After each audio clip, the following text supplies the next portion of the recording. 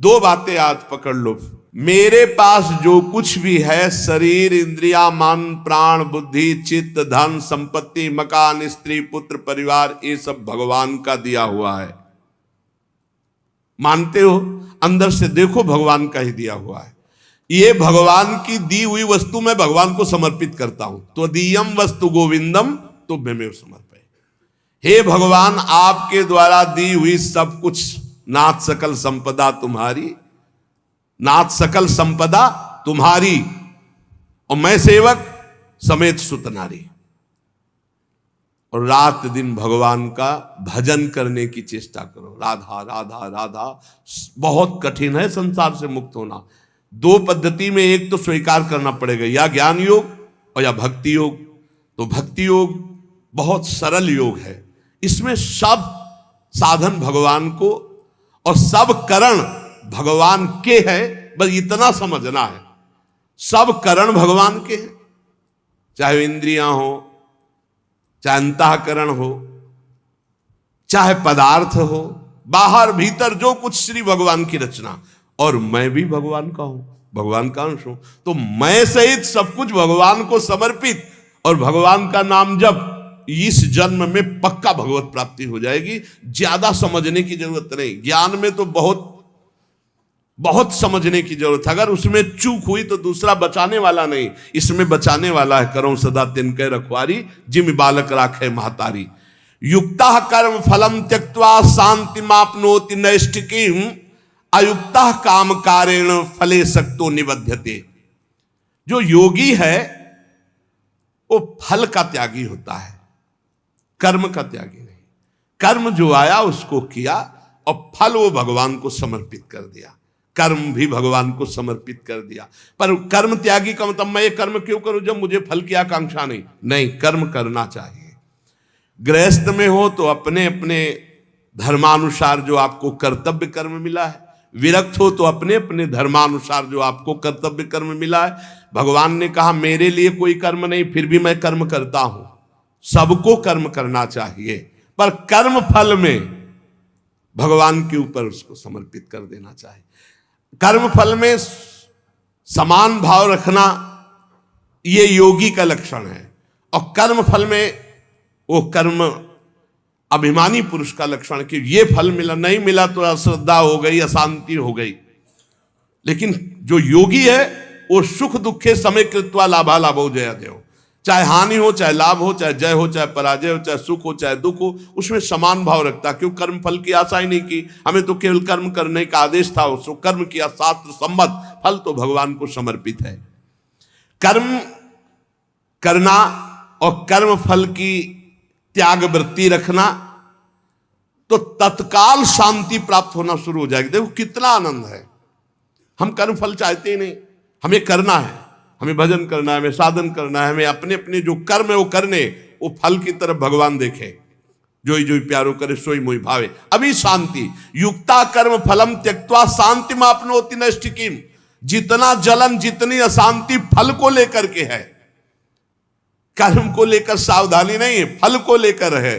फल में बोले अब हमें भगवान से अश्रद्धा हो गई तो तुम्हारा ही पतन होगा, भगवान का थोड़ी वहां कुछ होना, तुम्हारा ही पतन होना है।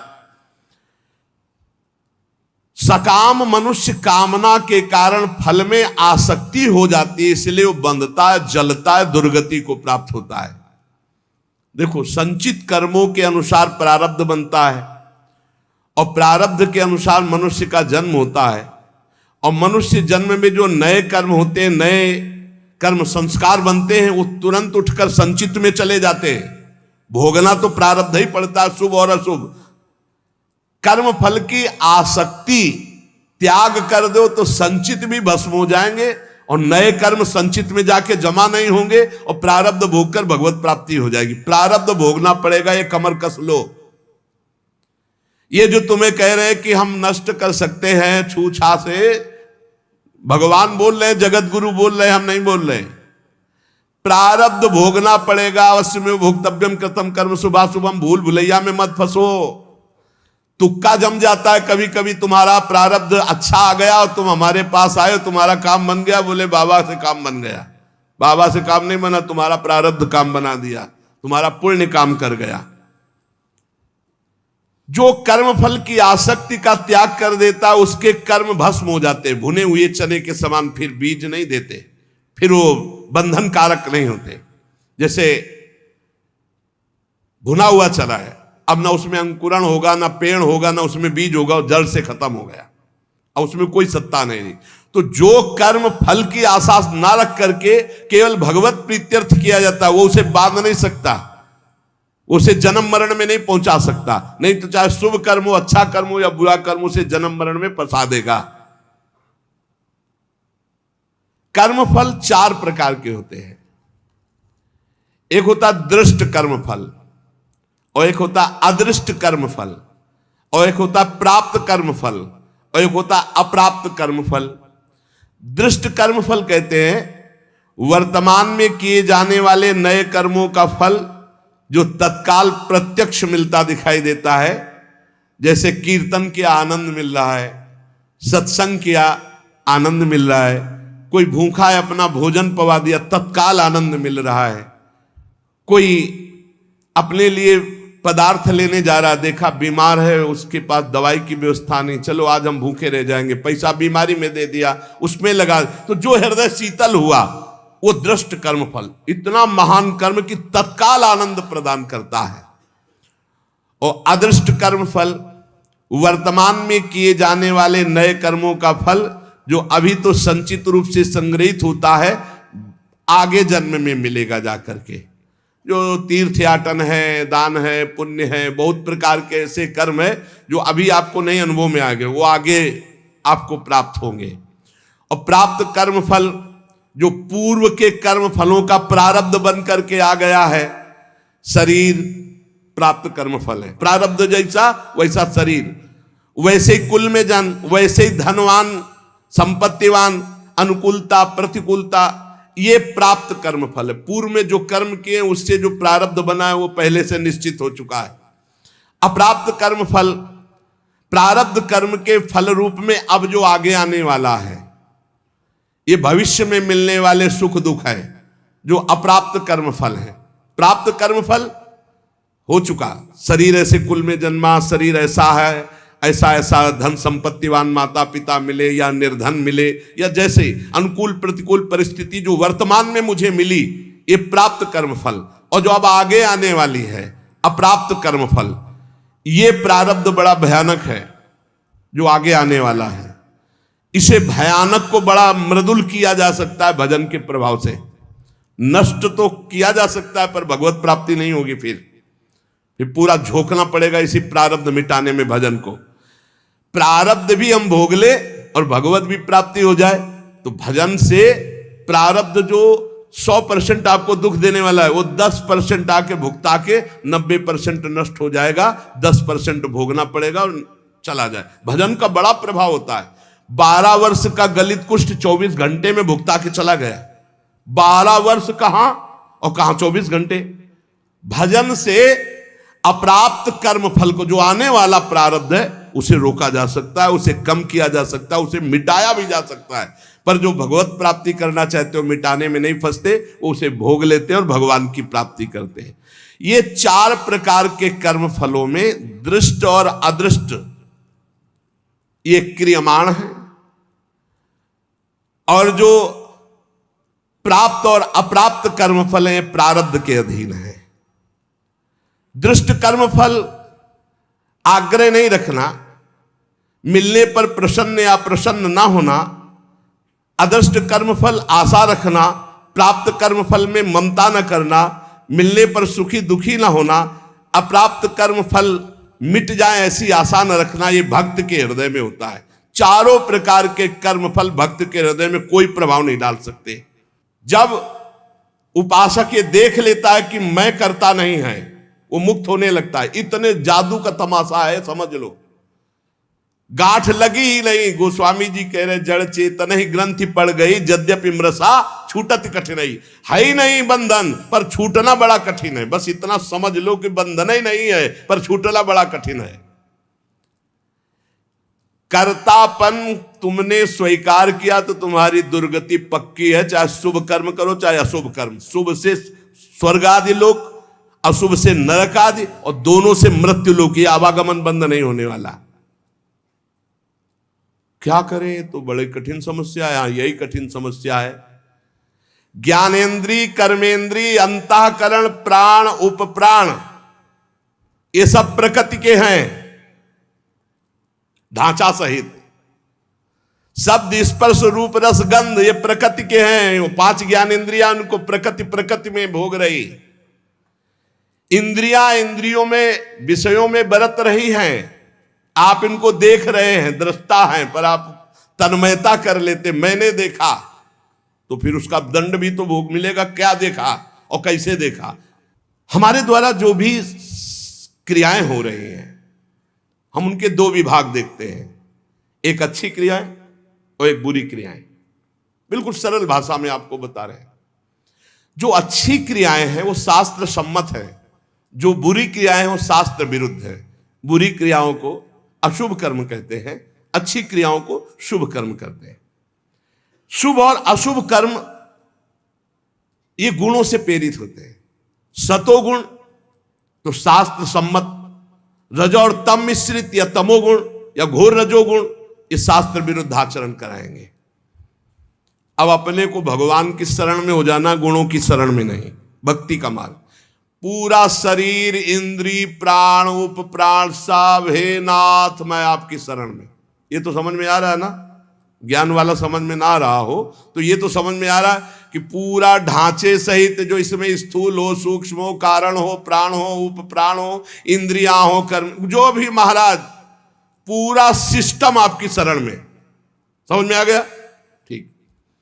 अब हमको देखना है कि हमारे द्वारा जो अच्छा काम हो रहा है वो भगवान की प्रेरणा से हो रहा है।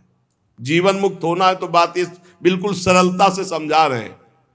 और जो बुरा काम हो रहा है वो हमारी वासना से हो रहा है, उसका हम प्रायश्चित करेंगे, भगवान से क्षमा मांगेंगे। बुरा काम हो रहा है तो हमारी वासना से हो रहा है।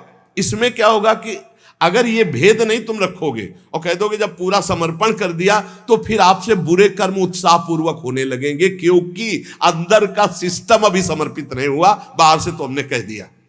अब अंदर का सिस्टम जब तक समर्पित नहीं होगा तब तक वो फिसल कर बुरे आचरणों में जाएगा। तो हमको क्या करना है?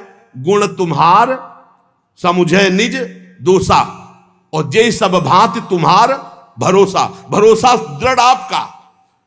जब हमसे अच्छे कार्य होंगे तो भगवत प्रेरित हुए, और जब बुरे कार्य हो गए तो हम त्राहिमाम शरणागत रक्षक प्रभु, हमसे गलती हो गई, हमको ऐसी सद्बुद्धि दो कि आगे हमसे ना हो, और सारे कर्म भगवान को समर्पित कर दो। तो जो एक दिव्य ज्ञानी की स्थिति होती है, अहंकार रहित महापुरुष की, वही भक्त की स्थिति होती है। वो भी देह शुद्ध विस्मृत भगवदानंद में डूबता है, और वो देह शुद्ध विस्मृत ब्रह्मानंद में डूबता है। पर दोनों को किंचित मात्र कर्ता भाव जब तक रहेगा तब तक वो आवागमन से मुक्त नहीं हो सकता। एक मनुष्य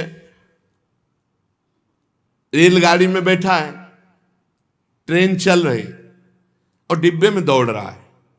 अब वो अपने को कर्ता मान रहा है कि मैं दौड़ करके अगले स्टेशन में पहुंच जाऊंगा, तो मूर्खता ही है ना, क्योंकि ट्रेन चल रही, ऐसे ही गुणों का चक्र चल रहा है। सतोगुण, रजोगुण, तमोगुण, गुण प्रवाह जीव से जबरदस्ती कार्य करवा रहा है। तमोगुण आया तो निद्रा, आलस्य, प्रमादोत्थम, जो नहीं करना चाहे वो सब कर्म करने में वो जुट जाएगा। प्रमादोत्थम, प्रमाद का मतलब होता है करने योग्य कर्म को ना करना, और ना करने योग्य कर्म को करना, इसे प्रमाद स्थिति कहते हैं। अब वो समझ रहा मैं कर रहा हूं। रजोगुण आया, काम आदि दोष भारी, वो समझ रहा मेरे में आ गए, मैं कर रहा हूं। सतोगुण आया तो समझ रहा है मैं कर रहा हूं, दया आदि। इन गुणों के प्रवाह से बचने के लिए हरिवंश महाप्रभु कह रहे हैं, यही डर ही डरप हरिवंश हित, जिनो भ्रमय गुण सलिल पर, जी नामन मंगल लोक त्यू सुहरिपद भजन विलंब। निरंतर नाम जप करो, अपने आप को भगवान को समर्पित कर दो, सब कर्म भगवान को समर्पित करो। अच्छे कर्म जब हो तो भगवान को देखो कि भगवत इच्छा से हुआ, और जब गलती हो जाए तो अपनी मान करके प्रभु से प्रार्थना, बहुत जल्दी आवागमन से मुक्त हो जाओगे। ये जो आवागमन का कनेक्शन ना होते हुए भी कनेक्शन है अहंकार का, देहाभिमान का, ये नष्ट हो जाएगा। इस बात को अच्छे से समझ लो। ज्ञान में पहुंचना बहुत कठिन जो स्थिति बताई गई, भक्ति में बहुत सरल है, क्योंकि भगवान को समर्पित करना है, इसमें अपने अहम सहित समर्पित कर देना है। सांख्य योगी शरीर इंद्रिय अंतःकरण आदि के साथ अपना कभी संबंध नहीं मानता, और भक्त अपने शरीर इंद्रिय अंतःकरण आदि को भगवान को समर्पित कर देता है। ये बढ़िया, बहुत मीठा सरल मार्ग भक्ति का, और बात वही बननी है। साधक कभी किंचन मात्र, चाहे भक्ति मार्ग का हो चाहे ज्ञान मार्ग का हो, अपने को कर्ता ना माने, नहीं तो भोगना पड़ेगा। मैंने ये किया, तो ऐसा थोड़ी कि आपने किया कि मैंने नहीं किया। अंदर से सिस्टम, चित्रगुप्त जी क्या देख रहे, अंदर जहां तुम्हारी सोच है, ये भोगा जाए तो बहुत आनंद मिलेगा, तो लिख गया कर्ता ने भोगने की इच्छा की, और ये अब क्रिया बाद में होगी, पहले वो लिख गया, पूरा चित्रण हो गया, क्रिया तो बाद में होगी, पहले अंदर सोच होती है, उसी सोच को लिखते हैं चित्रगुप्त जी। उसी सोच में भगवान का भजन चल रहा है, तो भक्त उसी समय जलन पैदा, अरे कैसी बात आ गई, वहां लिख गया। ये रुचि पूर्वक नहीं, उसकी रुचि नहीं थी, अरुचि पूर्वक, तो उसमें समाधान मिल जाएगा। अंदर की बात लिखी जाती है। साधक कभी किंचन मात्र भी अपने में कर्तापन की मान्यता न करे, जितना अंश रखेगा कर्ता भाव का उतना बंधा रहेगा। अपने में कर्ता भाव ना रहे, चाहे वो ज्ञान मार्ग का साधक हो चाहे भक्ति मार्ग। भक्ति मार्ग का साधक कैसे बोलता है, श्री जी की इच्छा से आज परिक्रमा हो गई, श्री जी की इच्छा से आज ऐसा, आज श्री जी की इच्छा थी कि दर्शन करने जाए तो बिहारी जी के दर्शन कर आए, श्री जी की इच्छा। अपनी इच्छा को, अपने कर्ता भाव को प्रभु के चरणों में मिला देता है। भगवान की इच्छा, प्रभु की इच्छा, एक मार्ग तो पकड़ लो, हर कर्म समर्पित, कहीं भी कर्ता भाव नहीं, कहीं भी अभिमान की बात नहीं, मैंने देखा मैंने किया नहीं, प्रभु की इच्छा से देखा, प्रभु की इच्छा से हो गया। अपने कहीं करता नहीं, अपना तो प्रभु के चरणों में समर्पण। अब देखो, ब्रह्मण्याधाय कर्माणि संगम त्यक्त्वा करोति यः, लिप्यते न सा पापेन पद्म पत्र मिवाम्भसा। जैसे जल में कमल का फूल रहता है, एक बूंद पानी नहीं, ऐसे वो भक्त, ऐसे वो ज्ञानी संसार में रहता है, एक भी कर्म का फल नहीं। कर्माणि श्रुति बोधितानि नितराम कुर्वन्तु कुर्वन्तु मा। वो चाहे वेद के अनुसार कार्य करे या न करे, कोई उसके ऊपर लागू नहीं नियम। वो विषयान ग्रहणंतु मुंचन्तु, विषय भोगे या विषय त्याग दे कोई नहीं, क्योंकि वो ऐसी अवस्था को प्राप्त हो चुका है। ब्रह्मण्याधाय कर्माणि संगम त्यक्त्वा करोति यः। जो भक्त संपूर्ण कर्मों को, पीछे ज्ञान का तो आगे उसी को बता रहे, जो भक्त संपूर्ण कर्मों को भगवान में अर्पित कर देता है, उसकी आसक्ति नष्ट हो जाती है। वो कर्म करता हुआ भी जल से कमल के पत्ते की तरह पाप से लिप्त कभी नहीं होता। पूरे संसार का हतन हो जाए तो भी उसे पाप नहीं लगेगा, ऐसा महान ये योग है। शरीर इंद्रिया मन बुद्धि प्राण ये तुम्हारे नहीं हैं। अब भक्ति में देखिए इसे, ये भगवान के रचे हुए हैं, वो भगवान के हैं। मान लो जैसे ज्ञान में अभी वर्णन कर रहे थे, ये प्रकृति के हैं, प्रकृति में बरत रहे। अब यहां भक्ति में है ये श्लोक का अर्थ, शरीर इंद्रियां मन बुद्धि प्राण ये तुम्हारे रचे हुए हैं क्या? भगवान के रचे हुए। तो हुए किसके? भगवान के हुए ना, ये भगवान के हैं। तुम्हारे प्राण भगवान के, तुम्हारी मन बुद्धि चित्त अहंकार ये भगवान की, तुम्हारी ज्ञानेंद्रियां भगवान की, तुम्हारी कर्मेंद्रियां भगवान की, तुम्हारा सब कुछ श्री भगवान का है, तुम्हारा थोड़ी रचा हुआ है। माना ये अपने नहीं है, ये श्री भगवान की रचना है, श्री भगवान के हैं। कौन कौन? शरीर इंद्रिया मन बुद्धि प्राण ये भगवान के रचे हुए हैं। तुम्हारी रुचि से होता तो तुम तो और सुंदर रचना चाहते, और बलवान चाहते। बोले ये शरीर ये इंद्रियां ये मन ये बुद्धि ये प्राण ये किसके हैं? बोले भगवान की रचना है। तो हुए किसके? श्री भगवान के। तो तुमने अपना क्यों मान लिया? यही बंधन है, यही बंधन है, अपना इनको मान लेना। इसी भक्त का क्या स्वरूप होता है? वो इन्हें भगवान का मानता है। ज्ञानी का क्या स्वरूप होता है? वो इन्हें प्रकृति का मानता है, क्योंकि प्रकृति के ही अंश ये हैं। और प्रकृति कृति, ये जो प्रकृति की रचना करने वाला रचयिता है वो परमात्मा है। मूल में परमात्मा ही आता है। अतः इनके द्वारा होने वाली क्रियाओं को भक्ति योगी अपने कैसे मान सकता है? जब शरीर मन प्राण सब भगवान का, तो इनकी क्रियाएं भी भगवान की, इसलिए वो जीवन मुक्त हो जाता है। जीवन मुक्त कैसे होगा? शरीर मन प्राण इंद्रियां सब भगवान की, तो इनके द्वारा होने वाली क्रियाएं सब भगवान की, आप जीवन मुक्त हो गए। लगा तो बहुत सरल, लेकिन देखो क्या सब भगवान को अर्पित करते हो? क्या जब आपके अंदर प्यास लगती है तो आप ये सोचते हो भगवान पानी पीना चाहते हैं? जब आपके अंदर भूख लग रही, मेरे हृदय में बैठे हुए भगवान पाना चाहते हैं। जब आपके अंदर विकारात्मक भाव है, तब आवे कि ये दुष्ट कहां से दुर्वासना दबी रह गई, अभी ये भगवान की नजर में नहीं पड़ी, इस हृदय में कहीं दुर्वासना, हे नाथ हे करुणामय इस दुर्वासना को हटाओ, ऐसे भक्ति में चला जाता है। ये सब भगवान की, सारी क्रियाएं भगवान की, तो आप कौन है? आप भी श्री भगवान के। हो गया काम। शरीर इंद्रिया मन बुद्धि प्राण सब भगवान के, इनकी क्रियाएं भगवान की, और मैं भी भगवान का, मुक्त हो गए। जितना बचा के रखोगे उतना ही तुम्हारा बंधन कारक है। भगवान ही मेरी इंद्रियों में और मन में बैठकर सारे कार्य करवा रहे हैं। भक्त ये देखता है। अब ये जो पापाचरण करने वाले हैं ना, ये बात सुनेंगे ना, तो ये भी ये बात उसमें ले जाएंगे कि भगवान ही तो हमारे मन, गीता में लिखा है मनो इंद्रियों में बैठे, तो तुम समर्पित कहां हुए? तुम तो अहंकार की धरा में हो। अहंकार में काम क्रोध लोभ मोह मद मत्सर ये दोष रहते हैं। यही बिना गुरुजनों के समीप बैठे शास्त्र समझ में नहीं आता। शरीर आदि वस्तुएं अपनी ना थी ना है ना रहेगी। कैसे? तुम्हारा अधिकार है शरीर पर? कुछ अधिकार नहीं। एक रोम अभी झरना चाहे ना, वो झर जाएगा, दोबारा लगा नहीं सकते। बेमतलब में अहंकार किए हो, मैं ऐसा कर सकता हूं, मैं ऐसा। शरीर आदि वस्तु, शुद्ध ज्ञान शुद्ध भक्ति दोनों श्लोकों में भगवान ने जीवन मुक्त होने के लिए बता दिया। शरीर आदि वस्तुएं अपनी नहीं, प्रत्युत मिली हुई है भगवान से अपने को। किस लिए? सत्कार्य करने के लिए।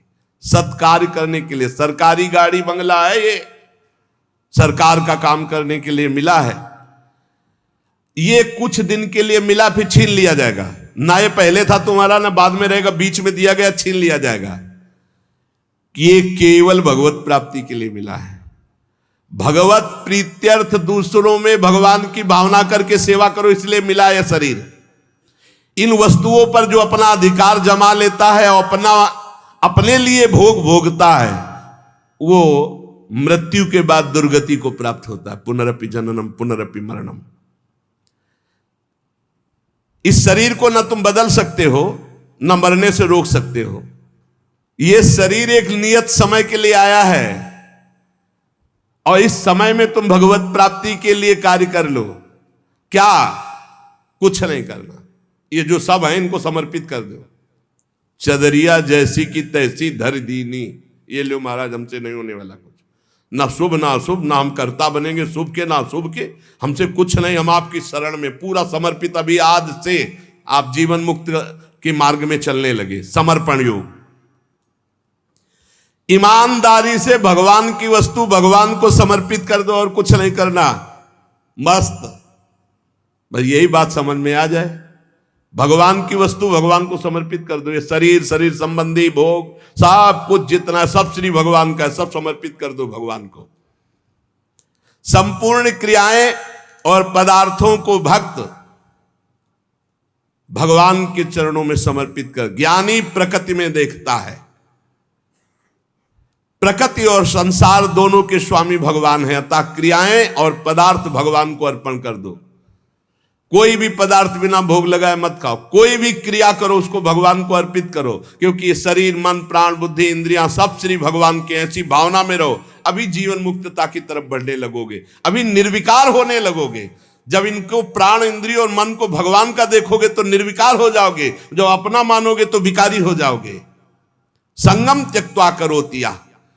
किसी भी प्राणी पदार्थ शरीर इंद्रिय मन बुद्धि प्राण क्रिया, किसी में संग मत करो। न प्राणों का संग, न इंद्रियों का संग, न बुद्धि का संग। उस समय देखो असंग, तुम अलग हो, ये अलग है, पर तुम अलग नहीं देख पाते, इन्हीं में मिल जाते हो। आकर्षण, खिंचाव, लगाव, महत्व, ममता, कामना। इसीलिए जो सच्चा उपासक होगा कभी निंदा नहीं, कभी प्रशंसा नहीं। एक बार परमहंस श्री ओंकारानंद सरस्वती जी भिक्षा के लिए आए और नमक डालना, तो और पदार्थ जब परोसने तो मना कर देते, वही सब्जी ये वाली बहुत बढ़िया बनी। और जब जरा सी बची थी, बाद में बोले इसमें तो नमक नहीं। गए, कहा स्वामी जी आज आपने जानबूझ के और कोई पदार्थ ले, वही पदार्थ उसमें तो नमक। तो क्या फर्क पड़ा बच्चा, क्या फर्क पड़ा? पेट प्राणों का पोषण करना था, डालना। ना निंदा ना स्तुति, चाहे जितना अच्छा पदार्थ होगा। आज तो उसके भोक्ता बने तो फिर फंसोगे।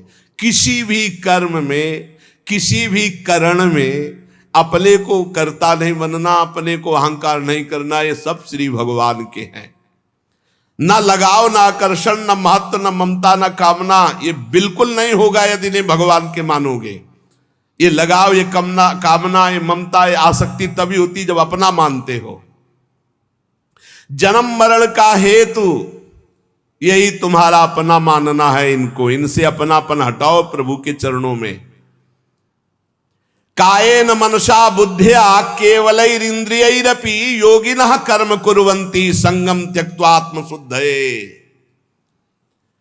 जो योगी है वो आसक्ति का त्याग करके केवल भगवत अर्पण, शास्त्र सम्मत कार्य करता है। इंद्रिया, शरीर, मन, बुद्धि, अंतःकरण ये परम शुद्ध हो जाते हैं जब केवल भगवत प्रीत्यर्थ। पाप होते हैं स्वयं प्रीत्यर्थ, अपने प्रीत्यर्थ, और भगवत प्रीत्यर्थ होते हैं परम पवित्र। हृदय पवित्र, शरीर पवित्र, इंद्रिया पवित्र, बुद्धि पवित्र। भेद समझ लो। जब अपनी प्रसन्नता के लिए अपनी प्रीत्यर्थ भोग भोगोगे तो पाप कर्म बन जाएगा। जैसे भगवान ने कहा जो अपने लिए पकाता है वो पाप खाता है। अपने लिए जो करोगे, अपने लिए सुख लेने की भावना करोगे, उससे निश्चित पाप बन जाएगा।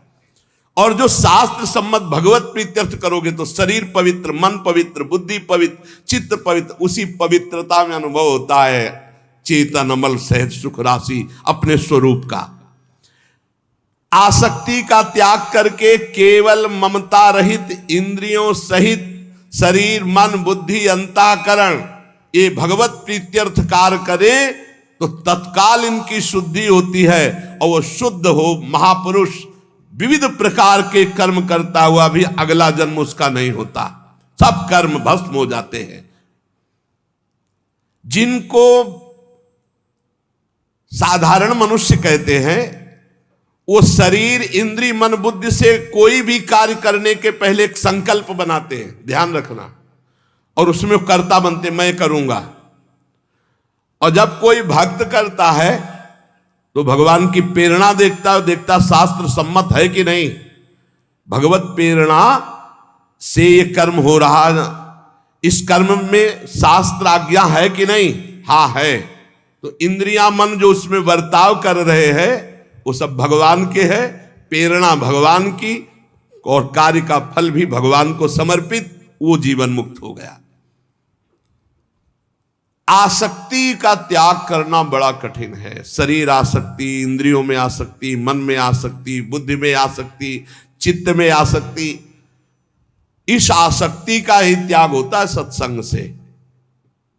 संगम त्यक्त्वा, ये जो संग त्याग, आसक्ति त्याग है, ये सत्संग से होता है।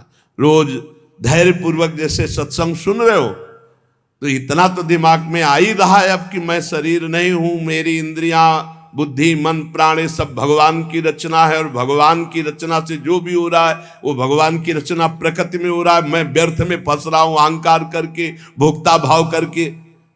नहीं अनुभव में आ रहा पर सुनने में तो आ गया। पहली बार ही सुना हो तो ये शास्त्रीय शब्द अंदर जाएंगे, व्यर्थ नहीं रहेंगे। इसलिए उपासक को चाहिए कि भगवान की प्रसन्नता के लिए शास्त्र सम्मत कर्म करे, कर्म फल भगवान को समर्पित कर दे, निरंतर नाम जप करे तो इस कर्म की झंझटों से बचकर भगवत प्राप्ति हो जाएगी। नाम जप और भगवत समर्पण ये दो शास्त्रों में बहुत जोर की बात है। जो कुछ मेरे पास है मैं सहित भगवान को समर्पित, नाम जप, सब ठीक हो जाएगा। बुद्धि ठीक हो जाएगी, मन ठीक हो जाएगा, कर्म संस्कार मिट जाएंगे, भगवत प्राप्ति हो जाएगी। नाम संकीर्तनम यस्य सर्व पाप प्रणाशनम। खूब नाम जप करो और अपने आप को भगवान को समर्पित कर दो। शेष भगवान देख लेंगे, संभाल लेंगे।